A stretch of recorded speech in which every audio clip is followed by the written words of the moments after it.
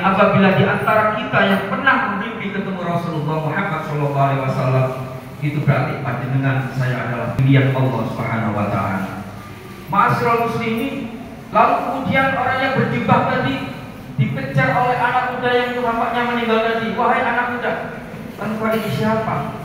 Tadi kamu saya lihat kamu membuka kain kafan jenazah bapak saya, sembari mengusapkan tangannya, sekali usapan kok langsung berubah menjadi putih bapak saya. Siapakah Anda ini sebenarnya? Lalu anak muda itu mengatakan, wahai bapak, apakah engkau tidak mengenali aku? Aku adalah Muhammad bin Abdullah, yakni tidak lain adalah Muhammad Rasulullah Sallallahu Alaihi Wasallam. Ma'asyiral muslimin rahimakumullah.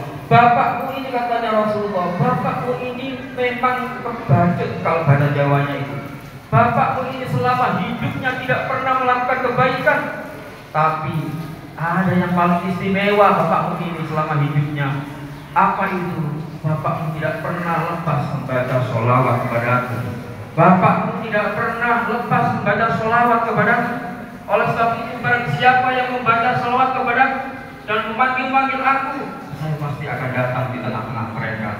Oleh karena itu, ma'asyiral muslimin rahimakumullah, disinilah bahwasanya man ahyana bi sunnati faqad ahabbani wa man ahabbani kana ma'il fil jannah. Barang siapa yang menghidup-hidupkan sunnahku, kata Rasulullah, maka dia adalah orang yang mencintaiku, dan barang siapa yang dicintaku maka orang itu bersamaku di dalam surga. Ma'asyiral muslimin rahimakumullah, hal demikian dengan selaras dengan surat Al-Anfal, wa ma kana Allahu liyu'adzibahum wa anta fihim wa ma kana Allahu mu'adzibahum wa hum yastaghfirun.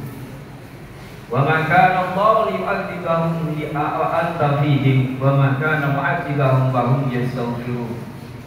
Allah tidak akan pernah menyiksa, Allah tidak akan pernah mengadab satu kaum jikalau engkau Rasulullah berada di tengah-tengah mereka.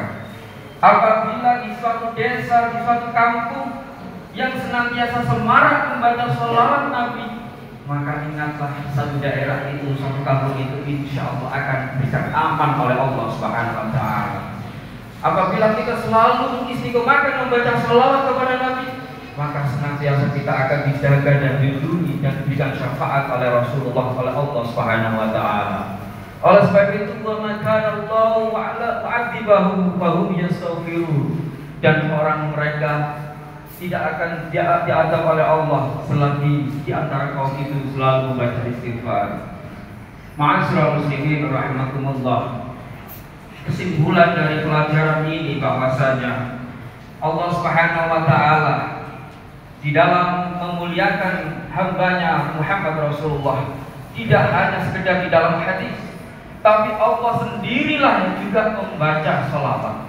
Innallaha wa malaikatahu yusholluna 'alan nabi ya ayyuhalladzina amanu shollu 'alaihi wa sallimu taslima. Sesungguhnya Allah, innallaha wa malaikatahu, dan bersama malaikatnya, yusollu, selalu membaca sholawat. Oleh sebab itu wajib buat kita, wajib kita selalu untuk membaca sholawat kepada Nabi Muhammad SAW. Oleh sebab itulah, apabila kita mengenai, kita ditelan suatu masalah, kita punya problem, kita ingin sukses, anak kita, turunan kita, insya Allah semuanya sukses. Masalah yang datang bertubi-tubi dalam mengarungi kehidupan kita, baik masalah di kantor, masalah di pendidikan, masalah hutang, masalah rezeki, maka akhiru bisolat, membacalah sholawat, bacalah sholawat dimanapun kita berada, minimal sholawat Jibril Sallallahu Alaihi Muhammad, Sallallahu Alaihi Muhammad. Kita bosan, baca istighfar, astagfirullahaladzim, terus begitu tidak lepas.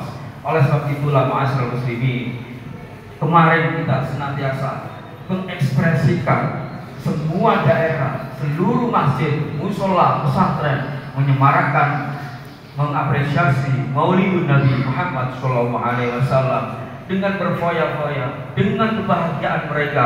Mereka berfoya bukan berarti tidak ada apa-apanya, itu bentuk ekspresi. Dengan kelanjutan, dengan harta yang banyak, mereka rela untuk menghormat ekspresi hari ulang tahun, hari kelahiran Nabi Muhammad Shallallahu Alaihi Wasallam. Itu